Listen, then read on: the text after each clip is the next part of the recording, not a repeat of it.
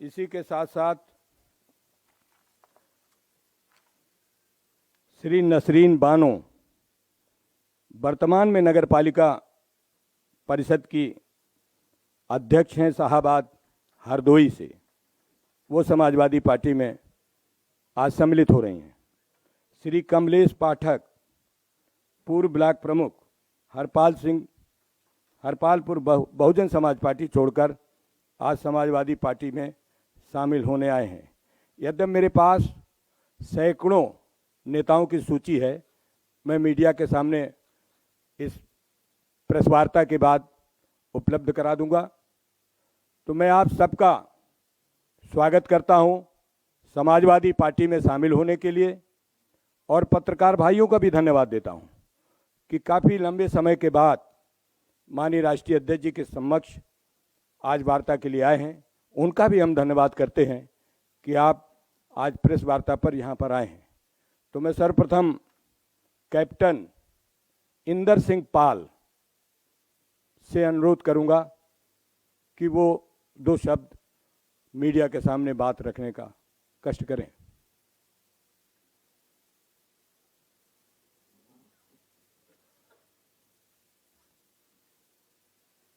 आदरणीय हम सब के नेता राष्ट्रीय अध्यक्ष अखिलेश जी, मैं आपको विश्वास दिलाता हूं कि सन 2022 में उत्तर प्रदेश का पाल समाज आपके साथ कंधे से कंधा मिला के चलेगा। अब मैं अनुरोध करूंगा जाने माने नेता भूतपूर्व केंद्रीय मंत्री आदरणीय सलीम शेरवानी साहब से कि वो आवें और अपनी बात रखें। आदरणीय सलीम शेरवानी साहब, भूतपूर्व केंद्रीय मंत्री। बहुत बहुत शुक्रिया। मैं सबसे पहले तो अखिलेश जी का बहुत दिल से शुक्रिया अदा करना चाहता हूं कि उन्होंने मुझे फिर से एक मौका दिया कि मैं समाजवादी पार्टी की खिदमत करूं। मेरी पैदाइश तो इलाहाबाद में हुई, मगर मेरी सियासी ज़िंदगी, मेरी राजनीतिक ज़िंदगी बदायूं में शुरू हुई, जहां मैं पहली दफ़ा 1984 में सांसद बना। उसके बाद मैं 5 दफ़ा सांसद बना, केंद्रीय विदेश मंत्री भी रहा, स्वास्थ्य मंत्री भी रहा, और अपने मुल्क की खिदमत करने का, अपने लोगों की खिदमत करने का मुझको मौका मिला। आज मैं अपनी ज़िंदगी के उस मोड़ पे खड़ा हुआ हूँ कि मैंने बहुत गहराई से सोचा कि अब मुझे राजनीति से पीछे हट जाना चाहिए, इस्तीफ़ा ले लेना चाहिए। बहुत कुछ दिया है मुझको ऊपर वाले ने, बहुत कुछ मैंने देख भी लिया, काम भी कर लिया, मगर जो मौजूदा हालात हैं आज हमारे देश में, उसको देखते हुए कि आज नफ़रत की राजनीति, भाई को भाई से लड़ाने की राजनीति, एक दूसरे के दिल में शक पैदा करने की राजनीति, झूठ की राजनीति, मैंने अपना फ़र्ज समझा कि मैं एक ऐसे इंसान का साथ दूं जो मोहब्बत में यकीन करता है, भाईचारे में यकीन करता है और देश को बनाने में यकीन करता है। नफ़रत से मुल्क नहीं चल सकता। मुल्क चलेगा जब हम हर मज़हब, हर धर्म, हर बरादरी, हर आदमी की इज्जत करेंगे, औरतों की इज्जत करेंगे, बुजुर्गों की इज्जत करेंगे, सबको साथ लेके चलेंगे, तभी हमारा देश आगे बढ़ेगा। और इस लड़ाई में मैं अखिलेश जी का साथ देना चाहता हूं, दिल से साथ देना चाहता हूं। मेरी पूरी टीम जहां भी हो, उत्तर प्रदेश के किसी भी कोने में हो, मैं उन सब का स्वागत करता हूं। और ये कहना चाहता हूं, आखिरी बात कह के अपनी बात को ख़त्म करना चाहता हूं कि हम बहुत गर्व के साथ सर ऊंचा उठा के कहें कि हम मुसलमान हैं। हम बहुत शौक़ से, बहुत सीना चौड़ा करके कहें हम हिंदू हैं, मगर एक बात उसके आगे लगा दें, हम हिंदुस्तानी मुसलमान हैं, हम हिंदुस्तानी हिंदू हैं। और जब तक हमारा देश एक रहेगा, हम सब आगे बढ़ेंगे, हम सब तरक्की करेंगे। इसी देश में हमने अपनी पहली सांस ली है और इसी देश में हम अपनी आखिरी सांस लेंगे। इस देश को हम बनाएंगे, इस देश को हम टूटने नहीं देंगे और नफरत नहीं होने देंगे। बहुत बहुत शुक्रिया आप सबका। अब मैं अनुरोध करूंगा परमादरणीय राष्ट्रीय अध्यक्ष जी से। अब मैं बहुजन समाज पार्टी में बहुत लंबे समय से विधायक सांसद रहे संगठक करता श्री त्रिभुवन दत्त जी से युवा में और मीडिया के सामने अपनी बात रखें। श्री त्रिभुवन दत्त जी। आज मैं अपनी बात शुरू करने से पहले समाजवादी पार्टी के राष्ट्रीय अध्यक्ष, उत्तर प्रदेश के पूर्व मुख्यमंत्री और 2022 के होने वाले मुख्यमंत्री, युवाओं बेरोजगारों के प्रेरणा स्रोत माननीय श्री अखिलेश यादव जी के नीतियों में आस्था रखते हुए ऐसे अवसर पर मैं बहुत कुछ भाषण नहीं देना चाहता हूं। मैं माननीय अध्यक्ष जी का बार बार स्वागत और नमन करता हूं कि जब मैं बहुजन समाज पार्टी की नीतियों से काफ़ी दुखी था, ऐसे समय में माननीय अध्यक्ष जी ने मुझे जो समाजवादी पार्टी में स्थान दिया है उसके लिए मैं तहे दिल से शुक्रिया अदा करता हूं और दिल से स्वागत वंदन अभिनंदन करता हूं। और निश्चित तौर से मैं पढ़ाई पीरियड से ही बहुजन समाज पार्टी में बाम सेफ DS4 और BSP में जुड़ करके लंबे अरसे से काम किया। लगभग 40 वर्षों तक मैं पार्टी में काम करता रहा। मुझे अध्यक्ष जिला पंचायत, सांसद और विधायक बनने का अवसर मिला। निश्चित तौर से मैं ऐसे अवसर पर भरोसा और विश्वास दिलाता हूं माननीय अध्यक्ष जी को, माननीय प्रदेश अध्यक्ष जी को, समाजवादी पार्टी के समस्त साथियों को कि जो मेरा जीवन बचा शेष है मैं समाजवादी पार्टी को आगे बढ़ाने के लिए तन मन धन से जो भी सहयोग हो सकेगा करता रहूँगा। इसी आशा और विश्वास के साथ माननीय जी अध्यक्ष जी का जो भी आदेश होगा मैं उसको तन मन से करने के लिए तैयार रहूँगा। जय भीम, जय समाजवाद। परमादरणीय राष्ट्रीय अध्यक्ष जी।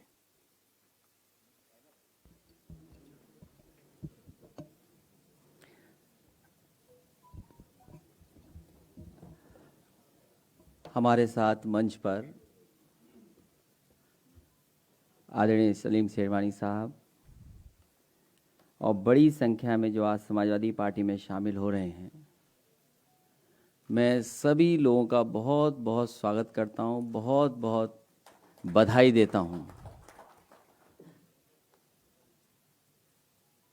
साथ ही मैं पत्रकार साथियों का भी धन्यवाद दूंगा। इधर बहुत दिनों में हमारी आपकी मुलाकात नहीं हुई और कारण भी ऐसा है, न केवल हम बल्कि पूरी दुनिया उस बीमारी से लड़ रही है। पूरी दुनिया में जहां कहीं भी देखें और आज भी अगर जानकारी करना चाहें तो हर जगह ये बीमारी फैल रही है। उत्तर प्रदेश की सरकार, जहां हम सब लोग रह रहे हैं, उनका एक ही निर्णय है कि जितने कम टेस्ट होंगे उतनी ही कम बीमारी दिखाई देगी। मुझे याद है लगातार जिस समय से कोविड-19 से लड़ना पड़ रहा है, उस समय से लगातार ये बात कह रहे थे कि टेस्ट ज्यादा होने चाहिए, टेस्ट लगातार हों, जिससे कम से कम पता तो लगे कि आखिरकार बीमारी कितनी है। लेकिन सरकार और सरकार के लोग न आज बीमारी से लड़ रहे हैं, ना ही जो लोग अस्पताल पहुंच जा रहे हैं उन्हें कोई इलाज और सुविधा दे पा रहे हैं। बड़ी संख्या में लोगों की जान गई है, जिसमें कैबिनेट के मंत्री, उनकी जान गई, सदस्य हैं उनकी भी जान गई, अधिकारी जो लगातार काम कर रहे थे, ग्राउंड पे थे, उनकी जान गई, हमारे आपके बीच में लगातार पत्रकार काम कर रहे थे, उनमें से भी कुछ लोगों की जान चली गई। न जाने कितने लोग बीमार हुए हैं। और अब सरकार कह रही है कि कहीं ना कहीं हमें इस बीमारी के साथ रहना पड़ेगा। अगर हमें और आपको इस बीमारी के साथ रहना है तो हमारे अस्पताल क्यों नहीं अच्छे हैं, अस्पताल का इंतजाम क्यों नहीं बेहतर कर पा रहे हैं। इसलिए जहां कोविड से परेशान है वही हमारे किसानों के साथ लूट हो गई। ये वही भारतीय जनता पार्टी है जिसने कहा कि हम किसानों की आय दोगुनी कर देंगे। आज धान की लूट हो रही, जो भी किसान पैदावार कर रहा है उसकी लूट, आखिरकार केवल नारा बनकर के रह गया। एक सरकार जिसने भूमि पूजन 2 बार किया, 4 लाख करोड़ का इन्वेस्टमेंट की बात कही। आज सरकार से हम जानना चाहते हैं कि जो 4 लाख करोड़ से ज्यादा का इन्वेस्टमेंट का एमओयू हुआ था, जिसकी भूमि पूजन हुई, वो आज जमीन पे कितना दिखाई दे रहा है। इसलिए ये झूठी सरकार है और इस सरकार को हटाने के लिए हमारे साथ लगातार लोग जुड़ रहे हैं। मैं उनका स्वागत करता हूं, बहुत बहुत बधाई देता हूं कि इस लड़ाई में हमारा साथ देने आ रहे हैं, समाजवादियों का साथ देने आ रहे हैं। मेरे दाएं संजय चौहान बैठे हैं, जिला पंचायत अध्यक्ष प्रभुदयाल चौहान वो शामिल हो रहे हैं, चौधरी नसीम बेगम वो शामिल हो रही हैं, सलीम अख्तर साहब शामिल हो रहे हैं, अलीम सैफी साहब वो शामिल हो रहे हैं, आसिफ खां बब्बूपुर विधायक जी शामिल हो रहे हैं, नसीना बानो जी शामिल हो रही हैं, कमलेश पाठक जी शामिल हो रहे हैं, त्रिभुवन दत्त जी बहुत ही मजबूत नेता और अपने समाज के बीच में लगातार काम करने वाले, वो आज समाजवादी पार्टी में शामिल हो रहे हैं। बहुत ही काम करने वाले हमारे सैनी वीके सैनी साहब भी शामिल हो रहे हैं। मुझे खुशी है इस बात की कि कैप्टन इंदर सिंह पाल जी भी आज समाजवादी पार्टी में शामिल हो गए हैं। इसलिए आज शामिल होने वालों का मैं बहुत बहुत स्वागत करता हूं, बधाई देता हूं। जो इस हॉल में उनका भी स्वागत करता हूं, बगल के हॉल में जो बैठे हैं उन साथियों का भी बहुत बहुत स्वागत करता हूं कि आज समाजवादी पार्टी में आप लोग जुड़ रहे हैं, शामिल हो रहे हैं।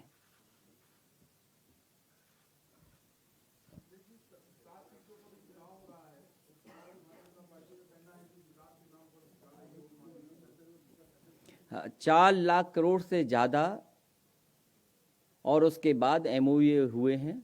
सरकार को कम से कम आज बताना चाहिए कि कितना ज़मीन पर इन्वेस्टमेंट उतरा है।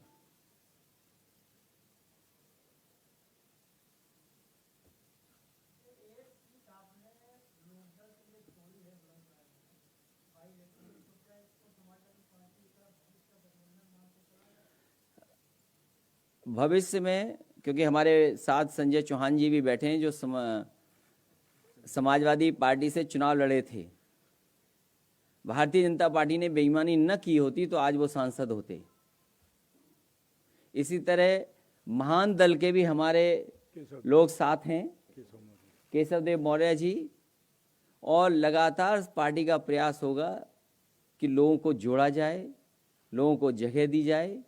आने वाले समय में जो चुनाव होने जा रहा है वो न केवल उत्तर प्रदेश का चुनाव होगा बल्कि देश की राजनीति का भी भविष्य तय करेगा उत्तर प्रदेश। राज्यसभा की 8 सीटों पे आज भारतीय जनता पार्टी के प्रत्याशी नाम निकल सकते हैं। 9 सीटें उन्होंने पहले दावा किया था कि हम जीतेंगे।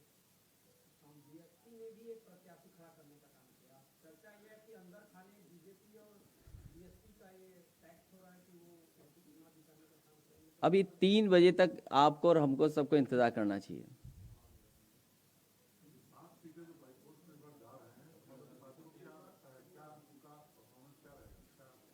मेरे से बेहतर आप लोग बता सकते हैं। समाजवादी पार्टी का परफॉर्मेंस बहुत अच्छा रहेगा। टारगेट 2022 है और उसकी शुरुआत होगी बाई इलेक्शन से।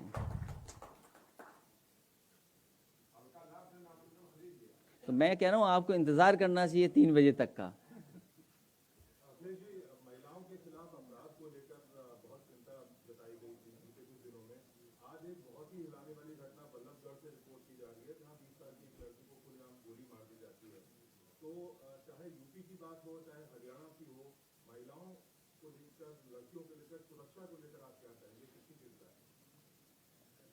सरकारों को अपनी जिम्मेदारी निभानी चाहिए और जहां उत्तर प्रदेश का सवाल है उत्तर प्रदेश में सरकार की कानून व्यवस्था पूरी तरीके से ध्वस्त है। मुझे वो समय याद है कि जब सबसे बड़े कोर्ट ने ये कहा कि 1090 जैसी सुविधा हर प्रदेश में होनी चाहिए, या जिस तरह का रिस्पांस सिस्टम डायल 100 बना था आज 112 है। अगर इसी तरह का हर प्रदेश में और समाज को जागरूक किया जाए तो मैं समझता हूं महिलाओं के प्रति, बेटियों के प्रति जो इस तरह की घटना हो रही हैं वो नहीं होंगी। और जब सरकार उत्तर प्रदेश की ऐसी है जो आंकड़े छिपाती हो, वो मानने को तैयार ही ना हो किसी चीज के लिए, तो उत्तर प्रदेश सरकार से क्या उम्मीद करोगे? और एक घटना नहीं, उत्तर प्रदेश में न जाने कितनी घटनाएं हमने और आपने देखी हैं जिसमें सरकार ने जो सरकार की जिम्मेदारी थी निभानी चाहिए थी वो निभाई नहीं है।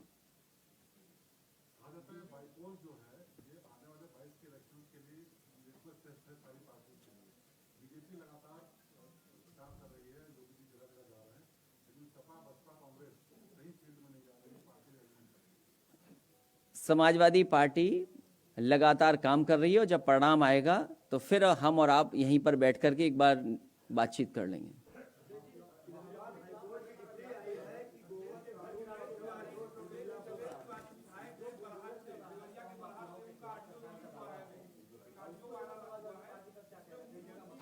देखो, अगर 2-3 लोग एक साथ बोलेंगे तो कैसे सुन पाऊंगा मैं?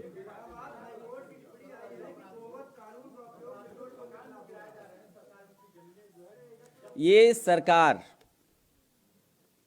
जिन लोगों के पुश्तैनी घर मकान हैं उन पे भी बुलडोजर चला रही है, और हमसे ज्यादा कौन अच्छा समझेगा सरकार को? हमारा अपना घर, मुझे अपने आप खुद एफिडेविट देना पड़ा कि हम घर नहीं बनवा सकते। तो सरकार जो कर रही है, सरकार को यह सोचना चाहिए कि पुश्तैनी घर मकानों पे अगर बुलडोजर चलेंगे तो देश में न जाने कितने ऐसे घर हैं जिनके नक्शे पास नहीं हैं। और सरकार अपना भी तो देखे कि अपना नक्शा पास कराया है सरकार ने कि नहीं कराया है। कोई मुझे ये बताए कि मुख्यमंत्री आवास का नक्शा पास है कि नहीं है।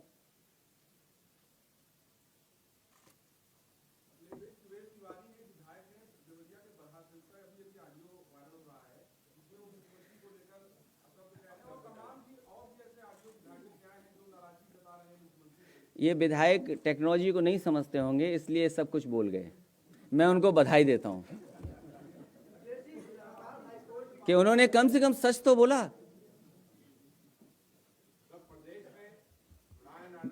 मैं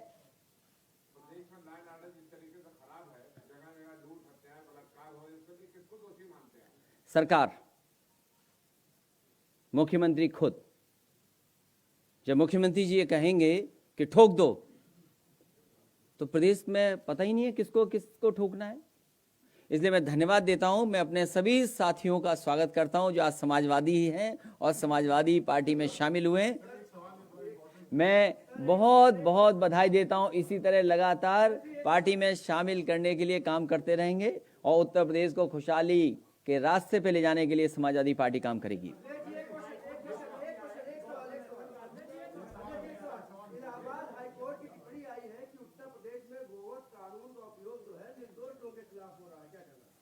मैं हाई कोर्ट का स्वागत करता हूं।